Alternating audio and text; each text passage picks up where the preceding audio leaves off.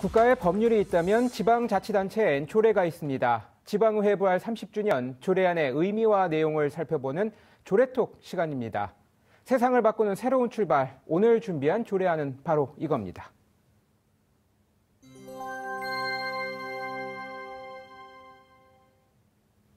조례안을 발의한 김종찬 경기도의회 의원 이 자리에 함께했습니다. 어서 오세요. 네, 안녕하세요. 반갑습니다. 네. 경기도 안양의 경기도의원 김종찬입니다. 네. 네, 먼저 가장 안전한 공간이어야 할 학교가 안전사고 위험과 학교 폭력 문제가 여전히 사라지지 않고 있지 않습니까?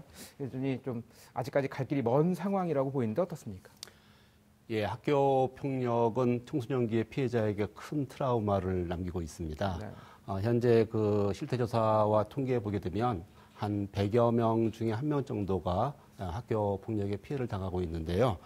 기본적 유형을 보게 되면 폭력이라는 부분도 언어 폭력, 또 여러 가지 그 집단 따돌림이라든가 뭐 여러 가지 그 또 스토킹 이런 것도 다 그 학교 폭력에 포함됩니다. 최근 들어서는 그 사이버 폭력이 증가하고 있어서 이런 부분에 대해서도 면밀한 대처가 필요한 걸로 보입니다. 네. 네, 이런 상황에서 학교 폭력 예방 등을 위해서 도입된 학교 안전지킴이 제도를 좀 더 안정적이고 체계적으로 운영하기 위한 조례가 제정이 됐죠. 먼저 이 학교 안전지킴이 제도가 무엇이고 그동안 어떤 형태로 운영돼 왔는지 좀 말씀해 주시죠. 학교 안전지킴이는 이제 2005년도 부산경찰청에서부터 스쿨폴리스 배움터 지킴이로 시작이 됐습니다. 네.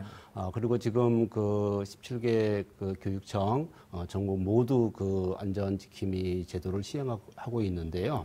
네. 경기도에서도 그 지난해 말 유치원부터 초중고 특수학교까지 그 현재 배움터 지킴이 안전지킴이 제도를 운영을 하고 있습니다. 네. 말씀을 들어보니까 여러 가지 활동을 하실 것 같은데 이 어떤 일들을 주로 하고 계시나요? 우선은 그 학교 내 외부인의 출입도 통제하고 네. 또 최근 코로나19에 맞이해서는 이제 방역도 같이 도와드리고 있고요.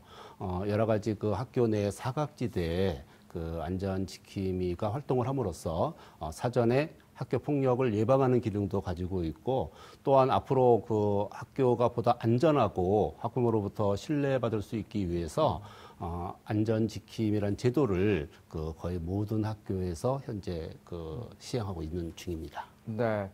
이 조례안을 마련하면서 학교와 학생 또 안전지킴이 등의 현장의 목소리를 직접 들으셨을 것 같은데요.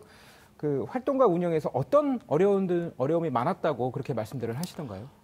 학교의 안전지킴이라든가 또는 그 초등 돌봄 또는 유치원 학생들을 보호하거나 상담 교사 이런 부분들을 학생 보호 인력이라고 합니다. 네. 그 교육부의 학생 보호 인력 가이드라인에 의하게 되면 자원봉사 형태의 어떤 위촉의 형태도 있고 또 정식 근로 계약을 체결하는 경우도 있습니다. 현재 그 학교 안전지킴이가 앞으로 지속적으로 학교의 안전과 학부모들의 신뢰를 위해서 학생들에게 꼭 필요한 필수 인력이라고 하게 되면 그 학교 안전지킴이의 어떤 그 신분 보장이나 또 최소한의 근무 시간으로 노동 현장에 있긴 합니다만 그분들의 고용 안정성 또한 지켜주어서 그분들이 보다 자긍심을 갖고 학교 내 교육 공동체로 일할 수 있도록 하나의 발판을 그 다지기 위해서 안전지킴이 조례를 제정하게 되었습니다. 네. 그렇다면은 이 마련하신 조례안에는 어떤 내용들이 담겼습니까? 우선 일반적으로 학교 지킴이가 하는 역할이라든가 용어, 목적 네. 이러한 부분이 우선 그 담아 있고요. 두 번째는 여기에 따른 교육감과 학교장의 책무 그리고 그 안전지킴이 제도를 운영하기 위해서 지원이라든가 이런 부분들을 나와 있습니다. 그리고 이제 기본적인 부분들은 제4조에 그 기본계획 수립의 여러 가지 자격 조건이라든가 운영에 대한 기본적인 연수라든가 이런 것들을 자세히 닮을 수 있도록 그렇게 그 조례에 제정을 했습니다. 네. 근데 이제 그 운영비를 지원하고 뭐 관리나 포상 뭐 이런 부분들까지 하려면은 적지 않은 예산이 좀 필요할 것 같은데요. 그 예산 확보의 어려움은 없겠습니까? 좀 전에 지적한 것처럼 현재 학교 안전지킴이 제도는 조례라든가 이러한 어떠한 기본 그 밑바탕이 될 수 있는 그런 부분이 없을 뿐이지 실제로는 시행을 하고 있는 거나 마찬가지입니다. 그래서 학교당 한 연 600만 원 정도 별로 많지 않지요. 이런 부분들이 자원봉사 형태로 지급이 되고 있어서 이 부분들은 향후 여러 가지 그 유니폼이라든가 또는 그분들의 뭐 교통비라든가 기타 부분에 대한 비용을 추가될 수는 있겠습니다만 당장은 크게 비용이 들어가는 부분은 아니고요. 그분들의 보수라든가 이런 인건비 부분에 대한 부담을 좀 더 추가하게 되게 되면 그에 따른 예산은 추가로 재정을 만들어야 될 걸로 보입니다. 네.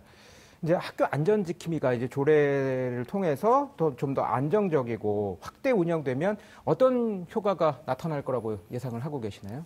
우선은 그 학교 안전지킴이로 종사하시는 분들이 이제 초등, 중등 또 고등 이렇게 있게 되는데요.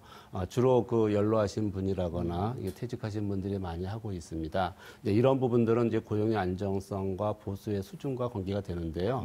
아이들이 그 학교에 있는 동안 그 안전지킴이가 구석구석을 살피고자 한다고 하게 되면 보다 근무 시간도 늘려야 될 것 같고 또한 그 보다 건강하신 분들이 또 자격자권을 좀 갖추신 분들이 안전지킴이로 활동해야 되지 않겠나 이렇게 생각이 들고 그분들이 모든 학교 현장에서 열심히 그 학생들을 위해서 봉사하고 일하신다면 학부모들의 신뢰 또한 높아질 것이고 그리고 현재 지금 우리가 우려하고 있는 학교 폭력 또한 예방하는 데 커다란 도움이 되지 않을까 이렇게 생각하고 있습니다. 네.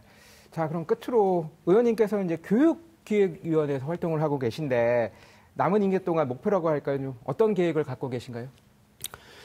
예, 이제 저는 경기도 의원으로서 경기 그 교육에 또 교육복지 이런 부분들에 최선을 다해야 될 걸로 보이고요. 현재 경기도에서는 이제 전국 최대 광역 자치단체 아니겠습니까? 그래서 경기 교육의 공공성과 그리고 학생들의 교육에 만전을 이제 기하고자 합니다. 여기에 따른 뭐 체육관 시설이라든가 학교 급식 시설 그리고 학교 내에 다양한 교육 공동체가 있습니다. 학생과 교사, 학부모 외에도 그 무기계약직이라든가 이렇게 자원봉사 형태의 분들이 모든 교육 공동체 내에서 자긍심을 갖고 경기교육 발전과 학생들을 위해서 최선의 그 교육 현장의 일꾼이 될 수 있도록 최선의 노력을 다하도록 하겠습니다. 네. 세상을 바꾸는 새로운 출발. 오늘 준비한 조례안은 김종찬 경기도의회 의원과 함께 알아봤습니다. 오늘 말씀 감사합니다. 네, 고맙습니다.